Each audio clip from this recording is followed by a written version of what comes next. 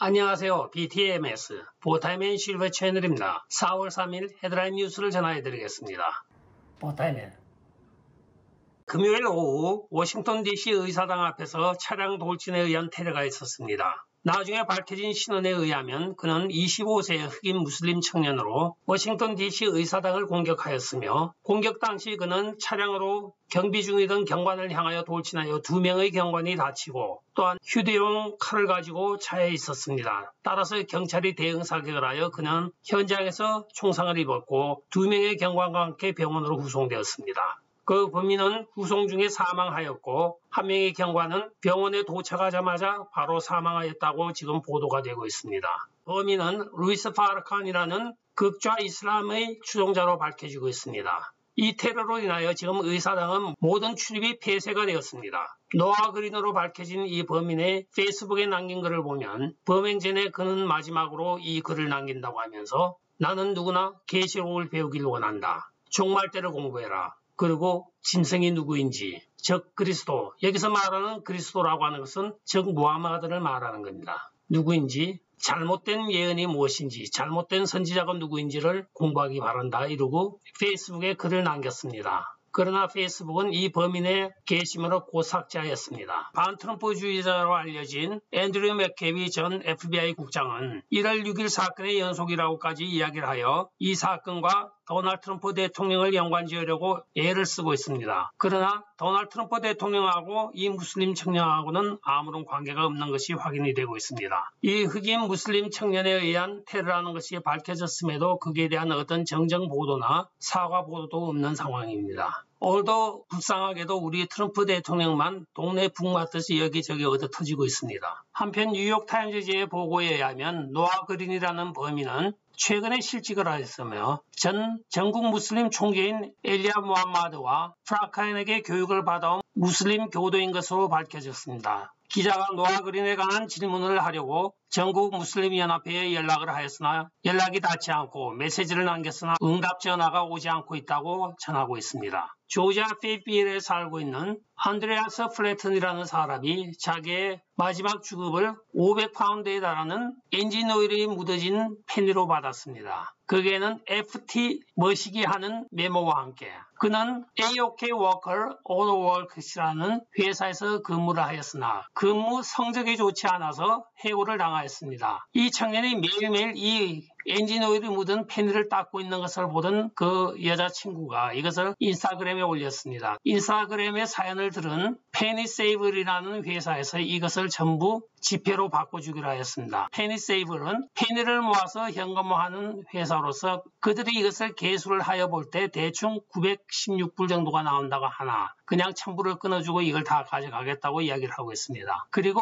그 페니세이블은 이것이 기회다 하여 회사 PR적인 차원에서 이 청년이 지정하는 2개의 동물보호센터에 같은 금액인 1000불씩을 기증하겠다고 하였습니다. 그래서 이 청년은 먼저 로얄 애니멀 리퓨지와 TLC 펫 레스큐라는 2군데를 지정하여 페니세이블 회사에서 1000불씩을 도네이션 하였다는 훈훈한 소식이 전해지고 있습니다. 전 세계 12억의 신자를 가지고 있으며 미국 인구의 3분의 1이 믿고 있는 캐톨릭이 이 좌익 사상에 물들은 진보적 캐톨릭 신앙주의자들로 인하여 공격을 받고 있습니다.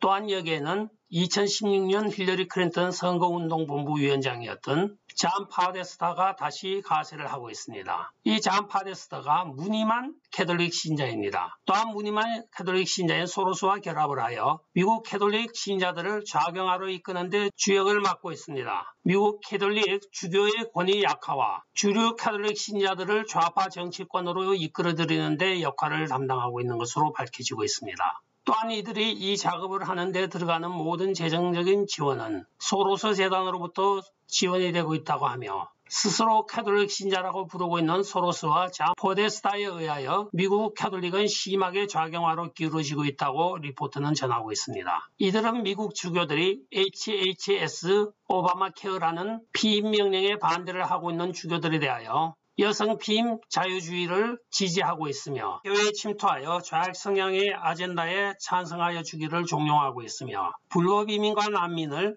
종용하여 국가 해체 작업에 선봉에 서고 있는 것으로 밝혀지고 있습니다. 또한 이들이 이 모든 공작을 하는데 필요한 자금은 소로스 재단으로부터 들어오고 있는 것으로 밝혀지고 있어 심히 우려가 되고 있는 실정입니다. 여기에 더하여 현 바이든 행정부까지 가세를 하여 미국의 해체 작업과 비주권 국가적인 상황으로 이 나라를 몰고 가고 있는 것이 더욱더 염려가 되고 있다고 리포트는 전하고 있습니다. 미국 야구협회의 메이저리그 올스타전을 어틀란타 조지아에서 개최를 하였던 것을 취소를 하고 다른 주를 물색하고 있는 것으로 오늘 발표를 하였습니다. 이번 조지아주에서 만들어진 선거법 개정에 반대하기 위한 것으로 수많은 기업들이 여기에 동참을 하고 있습니다. 이에 대하여 도널드 트럼프 대통령은 기업과 야구협회가 급진 좌파들을 두려워하여 그들이 수많은 그들의 팬과 소비자들을 잃고 있다고 이야기를 합니다. 한편 델타항공의 경우에는 연간 3,500만 불의 항공료에 대한 면세 조항을 적용받아 왔습니다. 그러나 이번에 웨이크업 캠페인이 주동으로 밝혀짐에 따라 조지아주 하원에서 이런 회사를 우리 주가 더 이상 감세 혜택을 줄 수 없다고 하여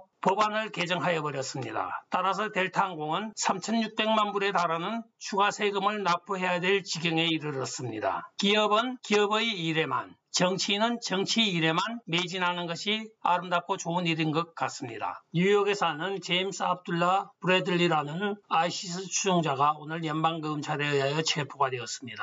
그는 몇 년 전부터 예멘으로 향하여 미국 부대를 공격하는 모든 계획을 세우고 최근 2달 전에 결혼한 알라바마에 사는 부인과 함께 밀항선을 타고 예멘으로 가기 위하여 잠복 근무 중이던 FBI 요원에게 천불의 뇌물까지 주면서 밀항선을 알아보고 있었습니다. 잠복하고 있던 연방검찰이 그를 체포하여 그들의 계획은 무산이 되었습니다. 한편 이들은 연방검찰 기소에 의하면 부부 각각에게 약 20년의 형이 선고될 것이라고 추정하고 있다고 합니다. 이들은 결혼한 지 2달밖에 안 된 신혼부부입니다. 발칸반도를 둘러싸고 우크라이나와 러시아가 첨예한 대립을 하고 있는 가운데 지금 러시아와 우크라이나 접경 지역에는 양측의 군사 장비가 총동원이 되어 서로가 대치를 하고 있는 상황이 발생하였습니다. 이에 대하여 오늘 백악관에서 조 바이든은 우크라이나 대통령과 통화를 하면서 긴급 정상 간의 대화를 하였다고 백악관은 발표를 하고 있으나 그 내용에 대하여서는 구체적으로 아직까지 브리핑이 없습니다. 과연 조 바이든이 우크라이나 대통령에게 무엇을 요구하였을까요? 그는 우크라이나 법에 의하여 현재 기소가 된 상태입니다.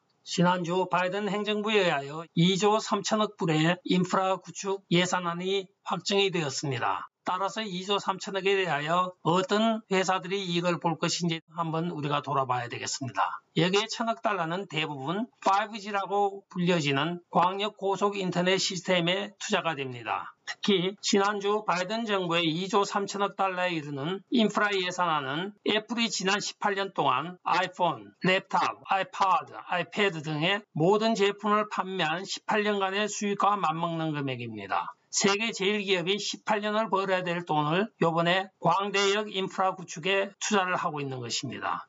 끝까지 시청해 주셔서 감사합니다. 좋아요, 구독, 알림 그리고 공유 부탁드리고 댓글 많이 부탁드리겠습니다. 안녕히 계십시오.